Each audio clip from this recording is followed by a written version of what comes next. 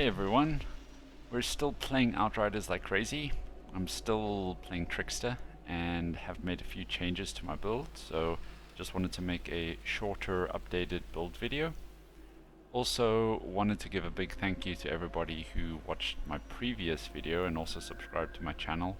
It's really much appreciated.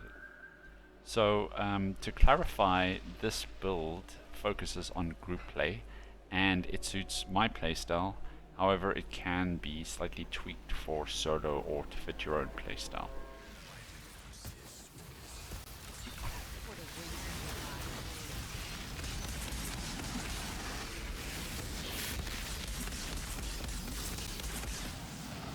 Get die papa. You killed it! Did,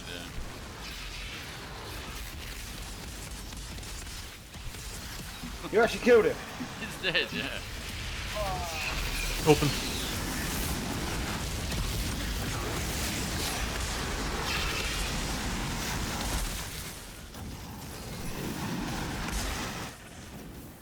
So, just to get into the times, I'll show you a quick summary of the times that we've managed to get since last week.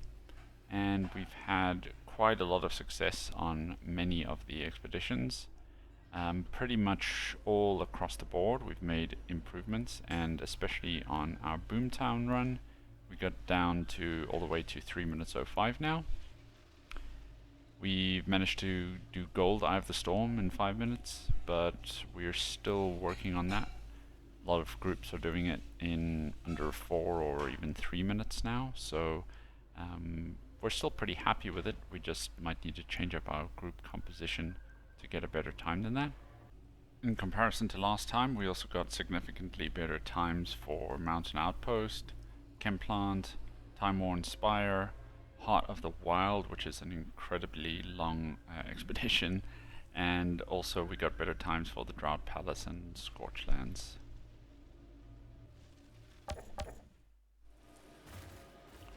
So as I stated in my previous video, the main role for Trickster is to kill key targets, mostly elites and bosses. And in our group, these mobs or enemies are being debuffed by the pyro in our group. So what I'll do is I'll link the build that we're using for pyro. If you want to check it out, just have a look in the description.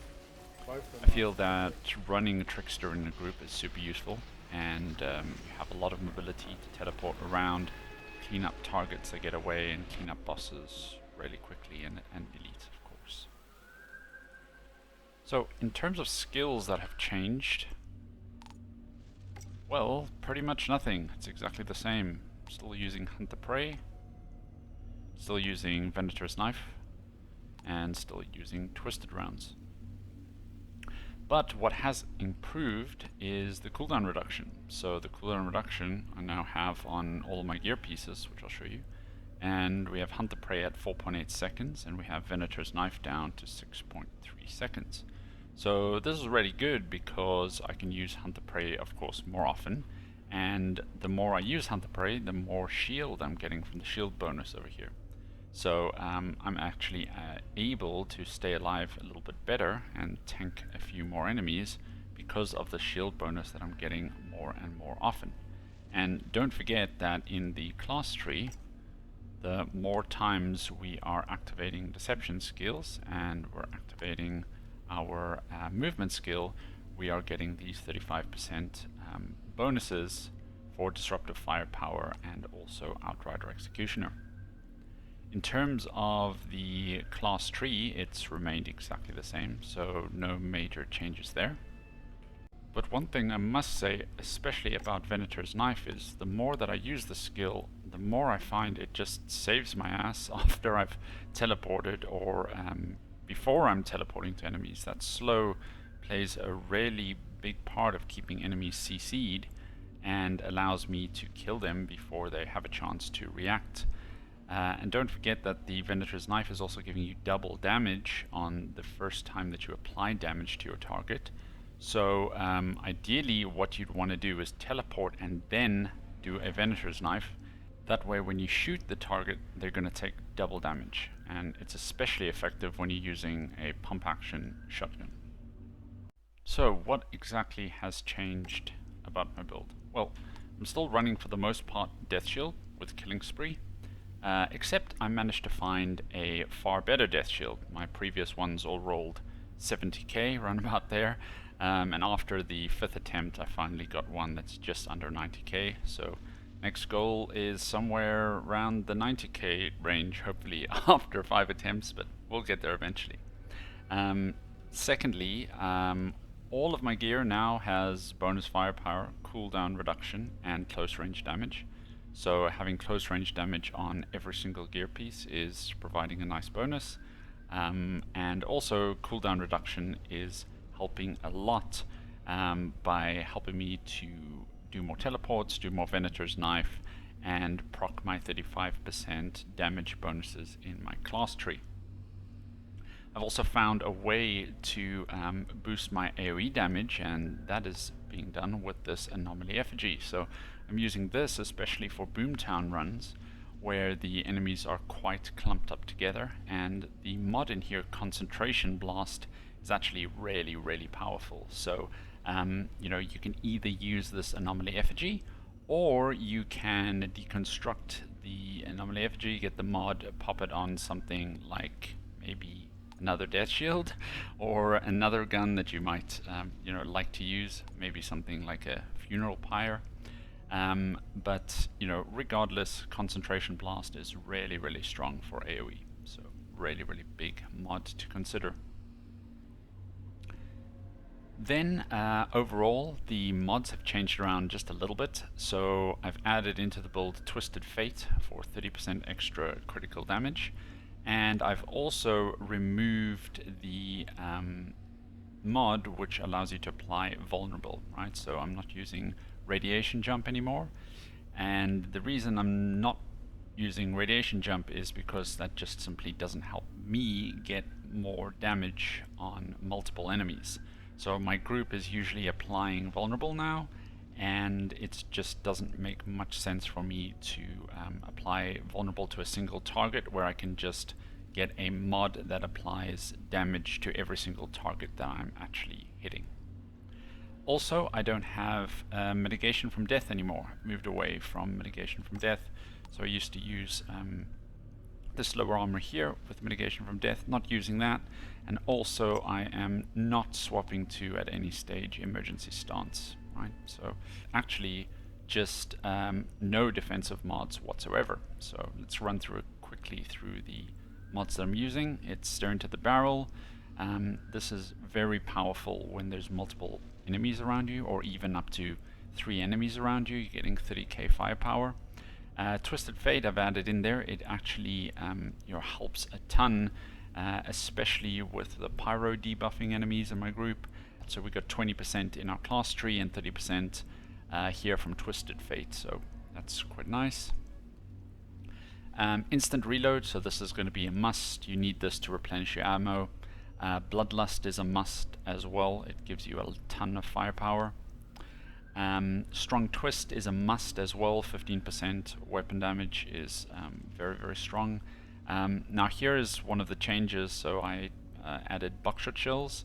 That just gives a straight 10% damage, weapon damage bonus. And then the gloves here, I still have Captain Hunter and Personal Space. Very strong and mandatory mods for this build, must have.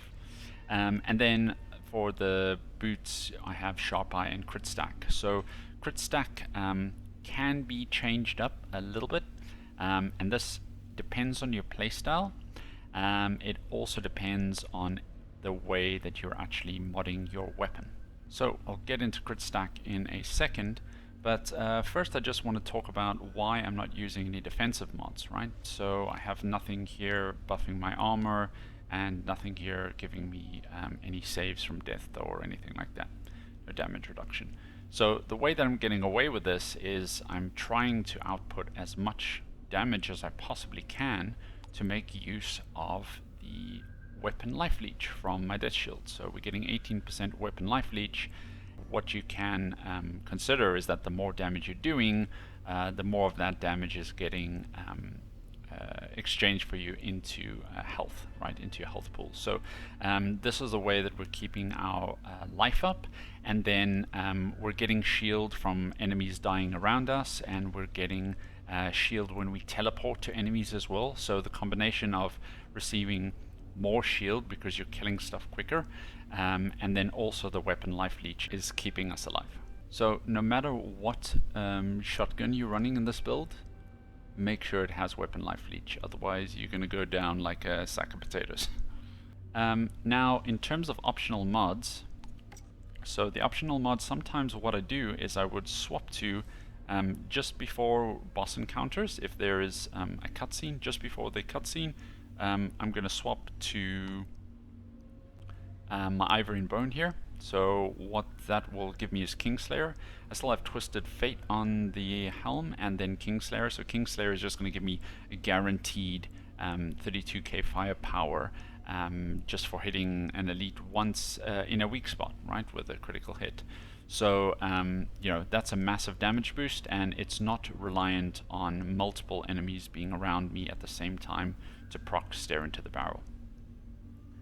Another optional mod is pretty interesting here. On the High Roller, we have the level 3 mod called Embalmer's Rage. So if you put Embalmer's Rage onto your Death Shield instead of Killing Spree, what this would help you to do is just crit more often, right? You're going to crit more often.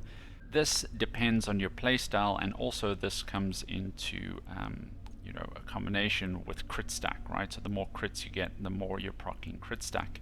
So you know, my opinion about this is it depends on your playstyle. On humanoid maps, if you are always aiming for the enemy's head hitbox, you're always going to be guaranteed a crit, right? So it's much easier to hit you know, enemies' head hitboxes on humanoid maps just because they're a little bit more static and easier to hit. So if you're running a map like Boomtown, for example, you know, for me, I just don't think Embalmer's Rage is the best option because you can naturally just aim for head and get free crits, right? If you're running a map which is focused on more creature types, then it might be beneficial to run Embalmer's Rage. So every time you kill an enemy, you're getting crits for 5 seconds, and that's going to be proccing your crit stack, and it's also you know, making the best use out of your Twisted Fate in that type of scenario. So just run through the build really quick, just for a TLDR section. Tanner's Hat, pretty useful because it has the exact stats that you need. You just need one to roll with high armor. Stare into the Barrel and Twisted Fate here. My chest, I got Instant Reload as a must and Bloodlust. Then for the pants, I've got Strong Twists and Buckshot Chills. Gloves, I've got Captain Hunter and Personal Space, must-have mods. And on the boots, I've got Sharp Eye and Crit Stack, depending on your playstyle and also depending on if you're running Embalmer's Rage or not. If you don't run Crit Stack, you could probably run something like Kingslayer permanently. You could also use Radiation Jump to apply vulnerable to your enemies if you do not have somebody in your group applying vulnerable to enemies. Great, so that's it. Thanks for watching, guys, and hope that it helped. And yeah, have fun out there.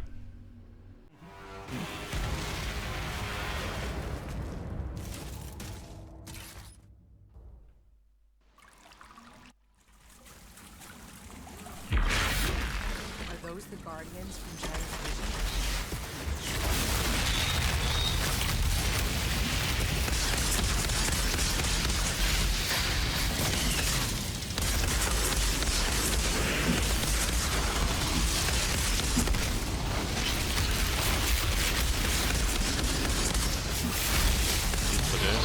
The back.